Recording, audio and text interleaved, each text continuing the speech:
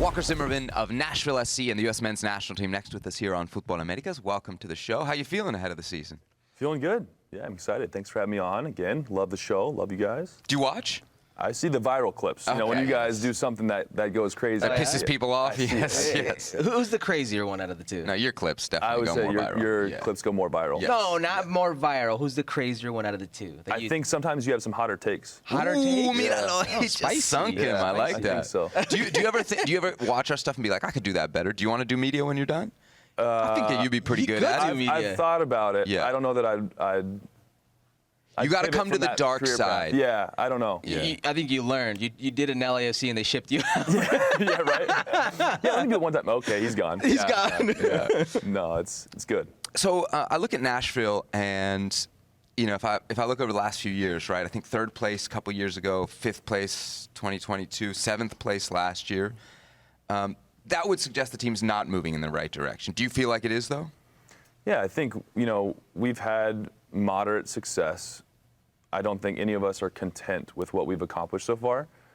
I think the biggest, notch in our belt so far was Leagues Cup, getting to the final of that competition, knocking off some heavyweights in the region, and losing ultimately in what was 11 PKs. That's about as close as you can get to a trophy, which is our end goal. And then we kind of faded throughout the end of the last year. We were dealing with a lot, injuries, that fatigue that set in, just kind of that post-Leagues Cup lull. And so that's something that, being a leader of the team and holding myself accountable, the other guys accountable, like we can't afford to let that happen again. We kind of slipped in the standings a little bit, knocked us out of having home playoff games, which we know is a big advantage moving forward. So ultimately, to sum up that question, success looks like winning a championship for the city in 2024. To Sebi's point, I mean, I see the way you guys play. Your defense is always one of the league's best. Last year, I can't believe there wasn't a defender of the year on your team. You have a premier goal scorer, premier threat in Hani Mukhtar. What's missing?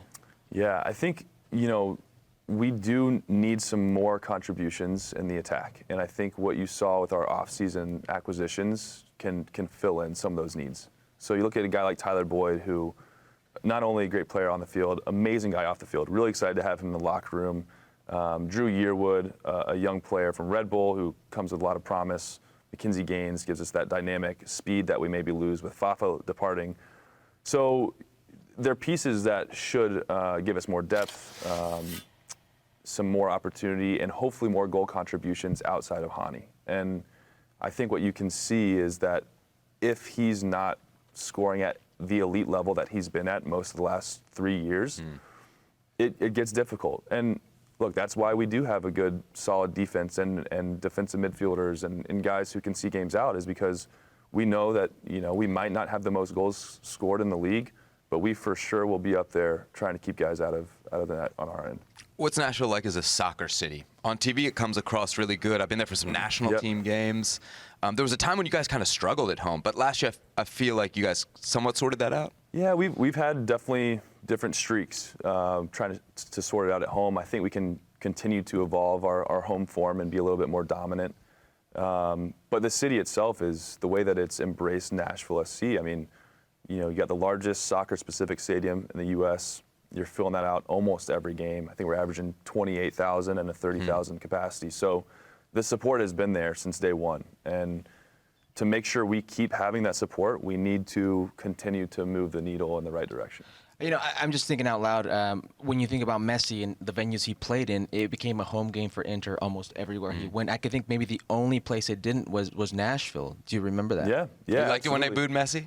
Absolutely. I mean, you want to feel like you have a home game, that the crowd is rooting for you, not an opponent that's coming into play. And I totally get it, the allure of having a guy like Messi, greatest of all time type talent coming into your stadium. You're going to have fans there to see him, of course. But at the same time, the fact that our fans took it upon themselves to say, no, well, we can root for Messi, but let's be clear, like, we are wanting Nashville to win the game. I think that was a really cool thing to see from our fans. I'm just curious. Do you have a problem? Because there was a lot of talk last year, regardless of who Messi played against, players lining up for his jersey, players lining up for a photo right after the game. Do you have a problem with that? Not really. I think, with sports, like you do kind of create this close-knit community of players. You see it in other sports too, NFL, NBA, and soccer, obviously. And you can compete and be as ruthless as you want on the field. And then after the game, final whistle's done, I could care less what people are doing, getting jerseys and exchanging. I think it's cool. It'll be a good story. I know Dax is super pumped that he got a jersey, and Hani was a little bummed he couldn't get it the next time around with the nature of how our game went. But they had like some kind of crazy agreement, like, well, you get it this time, then I'll get it the next time, and then. Oh, the next time it was Messi that kind of said. Yeah, because the game got a little tricky. Yeah, exactly. And so Hani was like, oh man. So Dax definitely won out on that one. Yeah. You got to treat Messi nice if you want his jersey. That's right. The bottom line. All right, there is Walker Zimmerman. Thanks so much for the time here on Futbol Americas. Great to have you with us. Thank you guys. Appreciate it.